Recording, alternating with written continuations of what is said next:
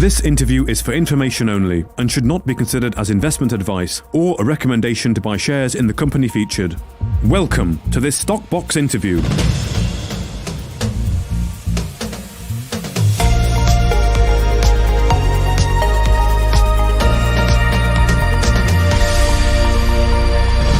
Joining us today is Ben Turney, the CEO of Kavango Resources, and John Lauderdale, the Exploration Manager of Kavango Resources. Thank you both very much for your time. Ben, welcome back. Happy New Year. How are you? I'm great, thanks, Mark. How are you? Very good. Thank you, Ben. Thank you for your time today. And John, it's the first time we're speaking. Welcome onto Stockbox. Happy New Year to you. How are you doing? Yeah, grand. Thanks, Mark. And Happy New Year to you and your team as well. Indeed. Thank you very much. So, John, can I come to you first and really just ask you for a bit of a potted history of John, a little bit of a brief intro and background into yourself and where you've come from and what led you to join Kavango?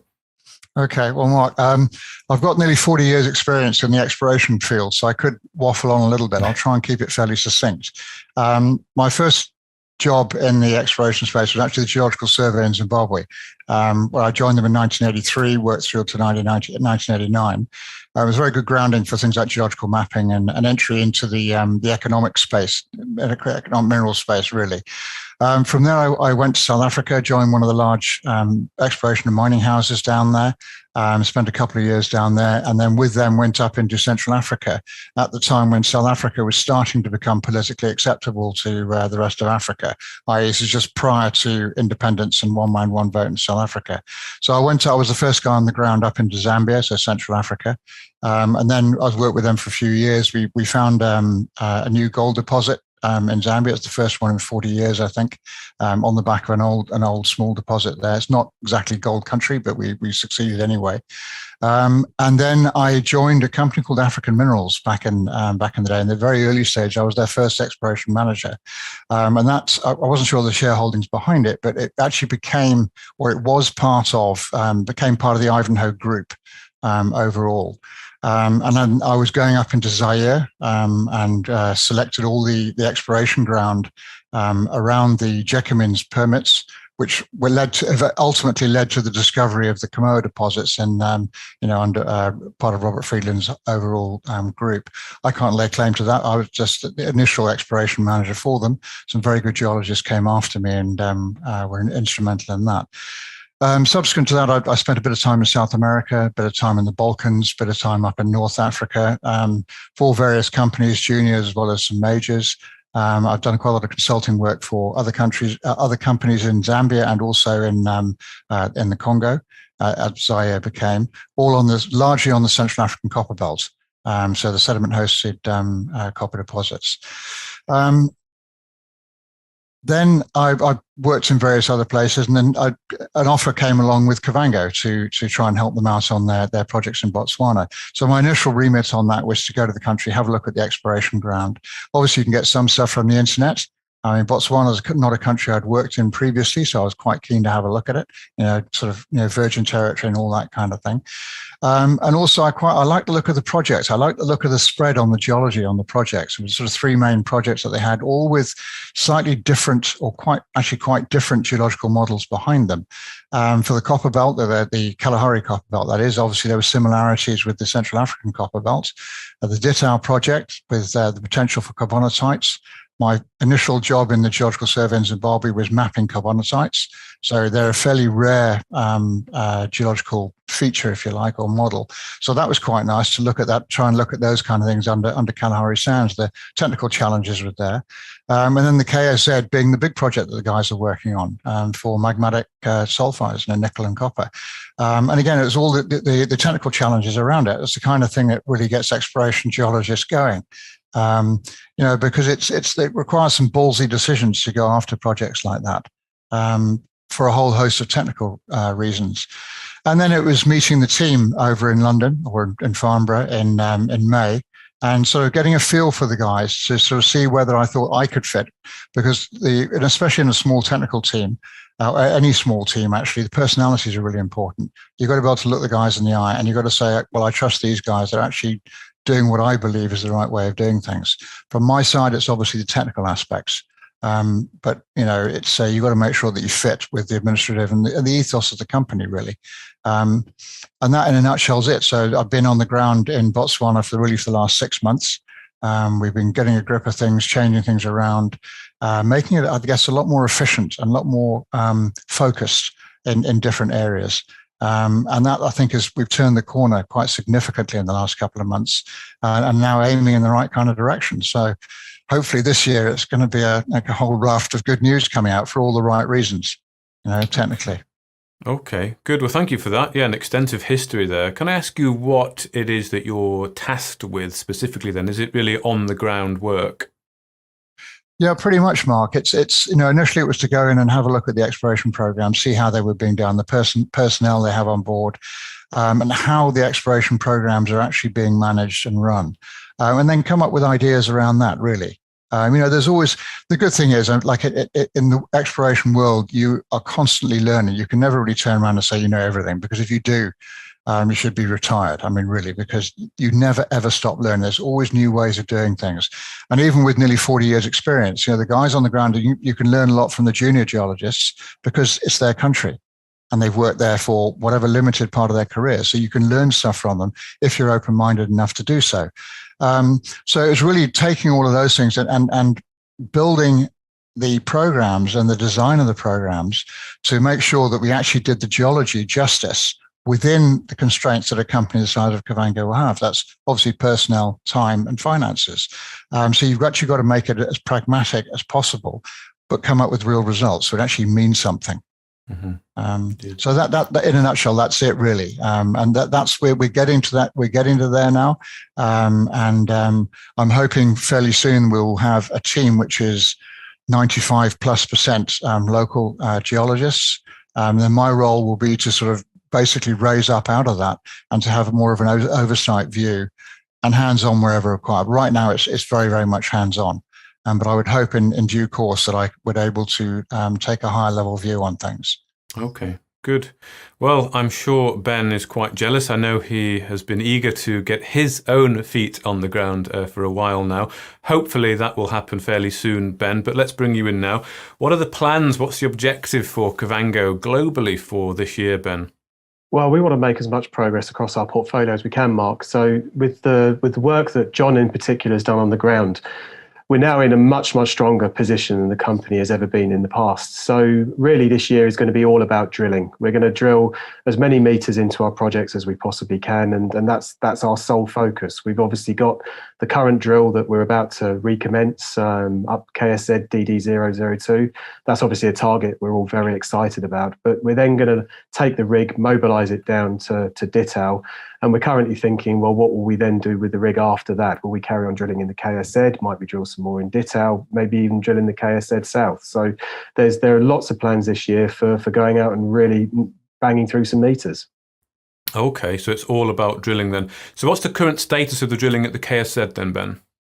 So we stopped it just before Christmas. We ran into a bit of difficult ground conditions, and obviously we had the Christmas break was coming up. So the hole stopped about 10 days before Christmas. We announced that we'd obviously did the downhole EM and then we cased it.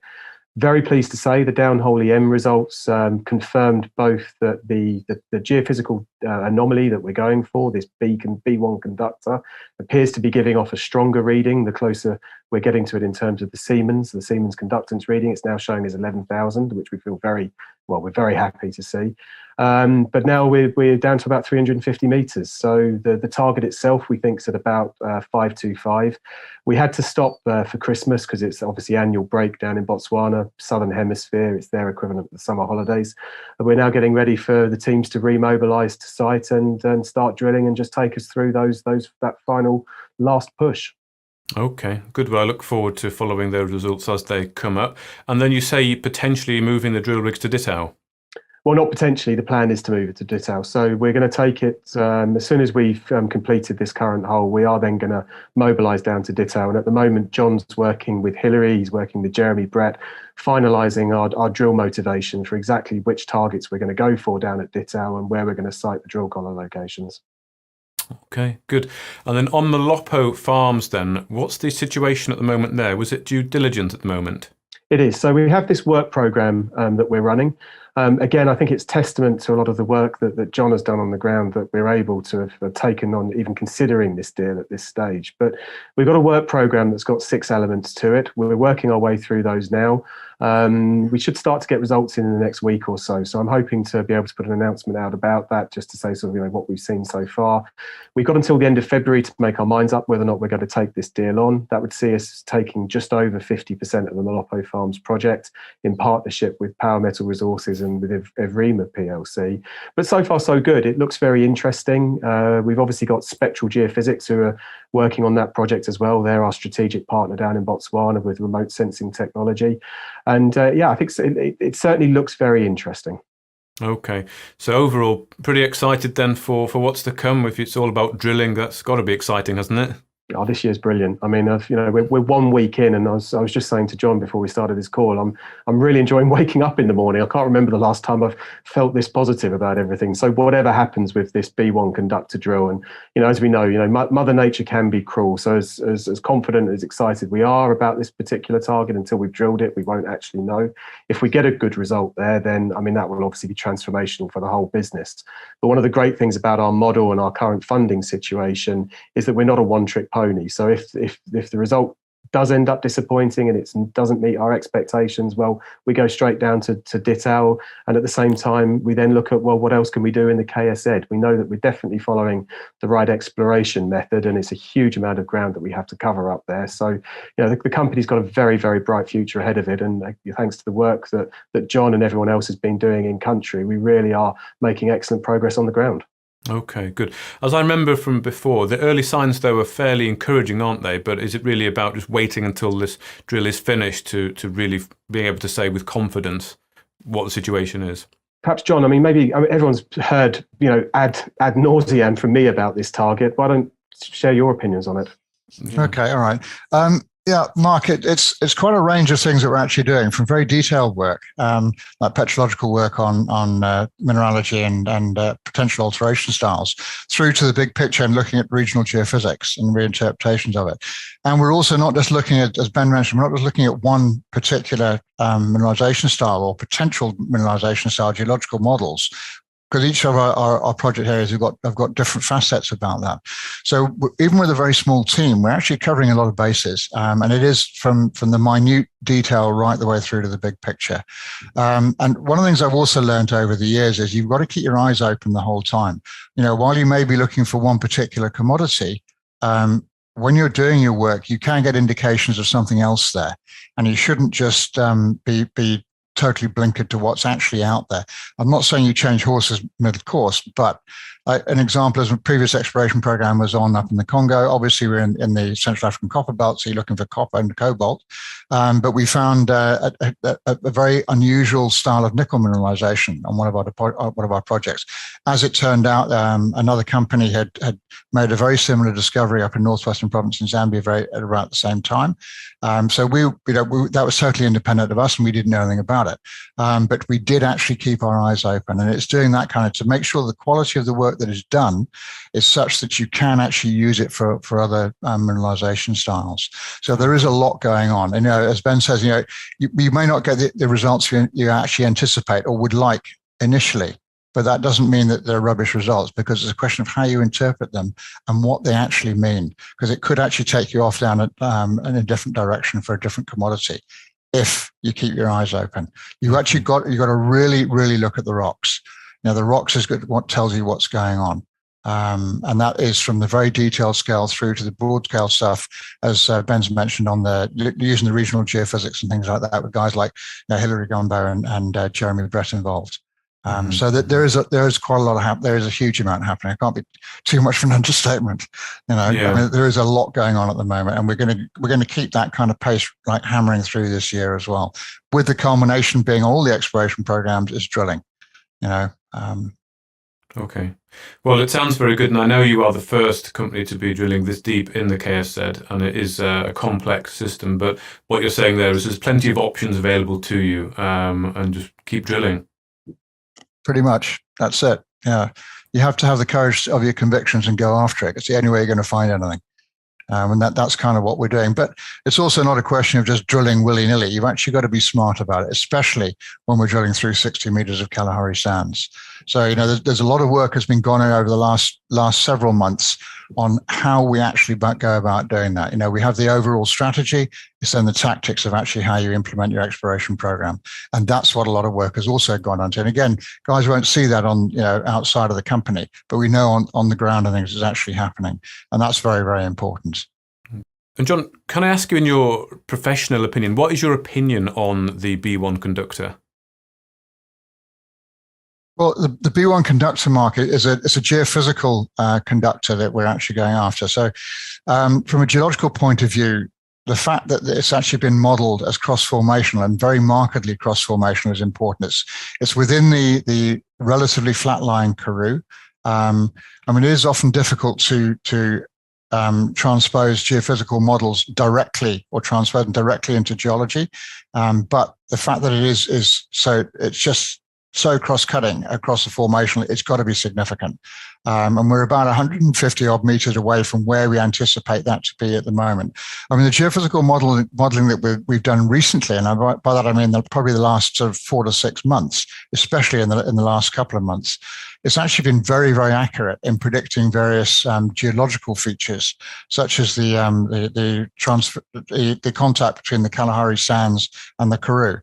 And in one case, from the Karoo into the Proterozoic lithologies as well. So, we're starting to get a lot more geological faith in the geophysical interpretations. Obviously, it's a loop. The one feeds back into the other. The more geology information we get, the better we can constrain the geophysical models. So it's very much an interdisciplinary approach that we're actually using here. And basically, everyone's in it. It's not one person calling the shots. It's everybody combining their expertise and knowledge. So I think the B1 is going to be a very, very interesting target. Or it is a very, very interesting target. It'll be very interesting to see what we get out of the core to actually explain it. But as I said earlier, we may get something which we just don't anticipate. There's something obviously we'd like it to be, but geology often doesn't play ball with you like that. So it's a question of, well, what does it actually mean? What is it really? And then using that information further on into our further modeling for the rest of the KSZ. So it's an iterative process that we're constantly learning and constantly updating everything. So, but right now, it's very interesting. Very interesting. Okay. Well, John Lauderdale, the Exploration Manager, and Ben Turney, the CEO of Kavango Resources, thank you both very much for your time. Thanks, Mark.